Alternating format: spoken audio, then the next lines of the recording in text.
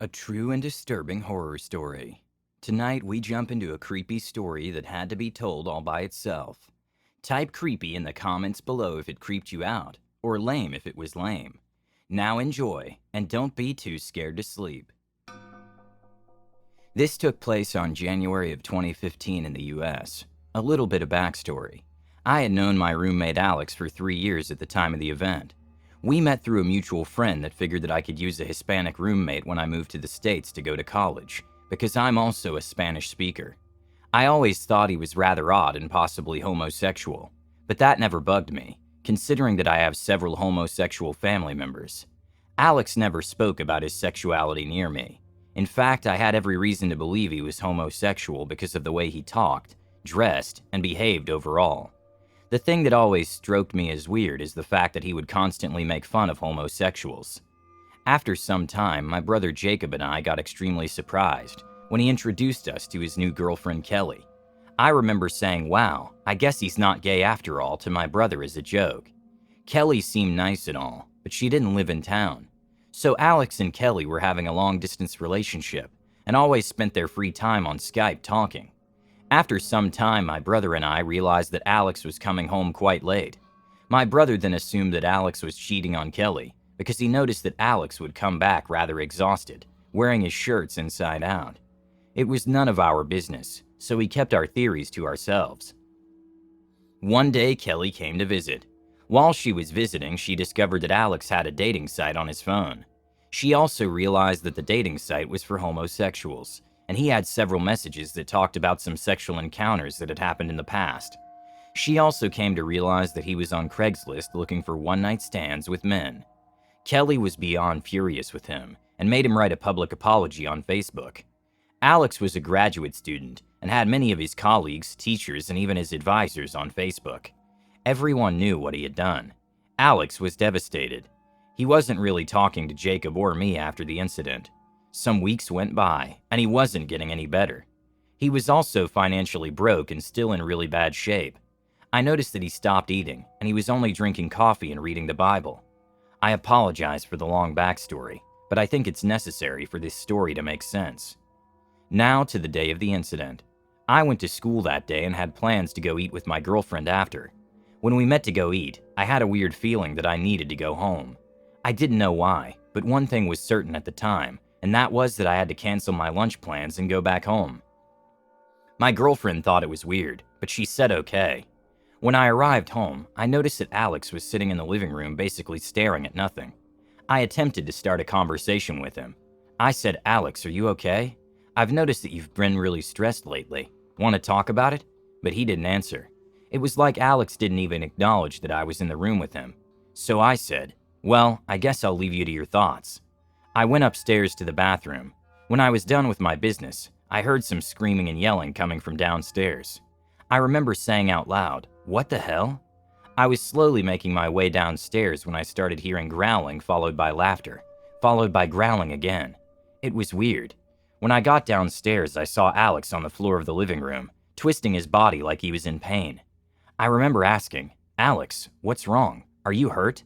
But he didn't answer. He just kept on screaming and laughing. I was in shock. What in the actual hell is going on here? I remember screaming at him, "Snap out of it." The room felt cold, really cold.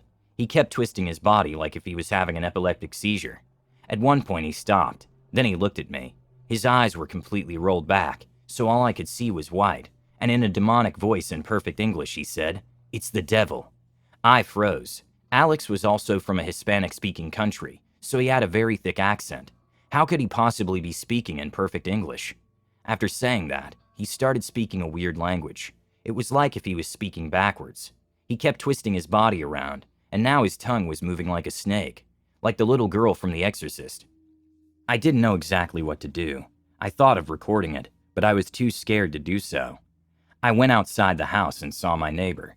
I told him what was happening, and I even opened the door so that he could see what Alex was doing. All he said to me was, "I'm sorry, bro. I'm late for class. Good luck." Thanks for nothing, I thought to myself. I called a friend of Alex who was a pastor. Let's call him Daniel. I knew Daniel because him and his wife would invite us to dinner every once in a while. I haven't spoken to him for at least a year because Alex suddenly stopped talking to them. I remember saying, "Daniel, I know we haven't talked in a really long time, and this is going to sound really crazy, but Alex is laying in my living room claiming he's the devil." Daniel's reply went a little like this: "No, it doesn't sound that weird. I've dealt with similar situations in my life. I'm on my way." When I went back into the house, my heart dropped. Alex was lying face up, holding a butcher knife against his stomach. He was still moving his tongue. My first thought was to take the knife away from him, but then I figured that he was unstable. A swing with that knife could end my life if I attempted to get close. I went back outside to call Daniel again. I said, "Daniel, Alex is holding a knife against himself. What do I do?" He said, I don't know. I don't know what to tell you. I don't want you to get hurt, bud. Just wait for me outside. I'm almost there." When Daniel arrived, I showed him the way to Alex. When we got into the house, I could not believe my eyes. I yelled, "Daniel, should I call 911?" It took Daniel a little longer to acknowledge what was happening. There he was, my roommate laying on the floor, pulling his own intestines out of his damn body. There was blood all over the floor. He just kept pulling them out. Daniel told me to go outside and call 911 immediately, so I did. I probably sounded like a complete lunatic to the dispatch operator when I explained everything to her. She said that an ambulance and the cops were on their way, and asked me to tell them exactly what I had told her. When I went back inside, Daniel had stopped Alex from pulling his intestines out of his body. He started praying to him. He said, "I demand to speak to Alex, in the name of our Lord Jesus Christ." But all we got back from Alex was the weird language he was speaking, and the growling. When the paramedics arrived, they started working on Alex and realized he was completely out of it. They kept telling Alex to hold on, and that everything was going to be okay. Alex lost consciousness, if you could call it that. They immediately took him to urgent care. My girlfriend called and I said I couldn't talk at the moment.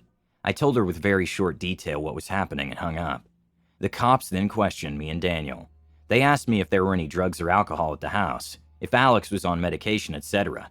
They questioned me repeatedly. Different cops asked me to tell them what happened. They even made me write it down. This sucked because I was still trying to process what I had witnessed. However, as cops, it is their job to be suspicious. Making me repeat my statement is a technique to see if I change the story. Jacob arrived shortly after, and the police questioned him too. When they were questioning Daniel, he told them that he could assure them I had nothing to do with Alex's injuries. Even after all the questioning, the police took me into custody thinking I was responsible for what Alex did. After hours at the police station, they finally let me go. Daniel picked me up at the station and then took me to the hospital to see how Alex was doing. We arrived at the hospital, and they told us that he was in really bad shape, and he was still in surgery. I was able to see him about 4 hours after. He held my hand and apologized. He was barely awake. Daniel then took me back to the house. We kept discussing what happened, and he told me that Alex was possessed by an evil demon.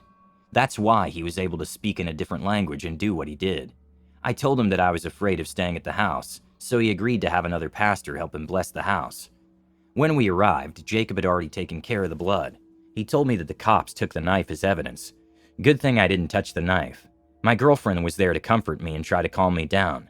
My adrenaline was still going like crazy. She said she would stay the night with me to make me feel better. To be honest, I couldn't thank her enough for that. Not everyone would be willing to stay at that house after something like that.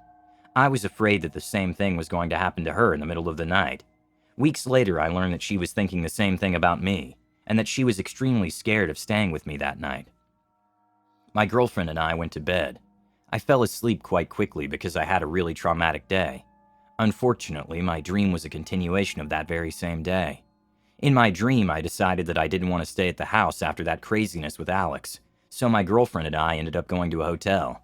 At the hotel, still in my dream, I remember asking my girlfriend, how can somebody be in such bad shape that would allow something that dark to take over their bodies?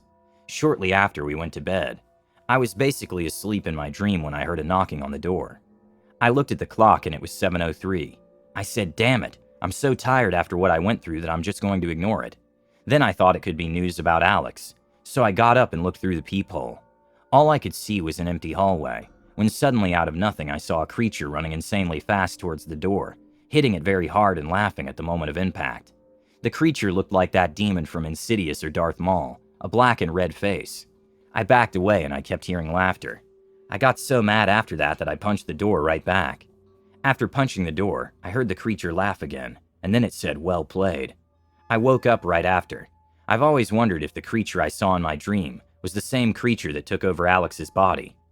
Alex barely survived the incident. He spent 2 months in the hospital because of severe internal damage. I had to go to therapy for a very long time because of what happened. I couldn't drink or smoke weed at my own house because I would dream about Alex standing up with his intestines out screaming while staring at me. When Alex got better, he sent some people to get his stuff out of the house. He was too embarrassed to stay or even pick them up himself, and I really didn't want to see him after everything that had happened. This has probably been the worst experience of my life. The cops that I talked to said that I did exactly what I should have done in that situation. They said that without any medical attention, Alex would have been dead in minutes. They also told me that that was probably one of the weirdest incidents they had ever worked. My girlfriend and I believe that thanks to that strange sensation I had of urgently having to go home instead of going out to lunch with her, Alex is still alive today. You guys are awesome. Thanks for listening, and make sure you stab that like button. And if this story didn't get you scared, watch 5 scary stories that will make you sweat right here.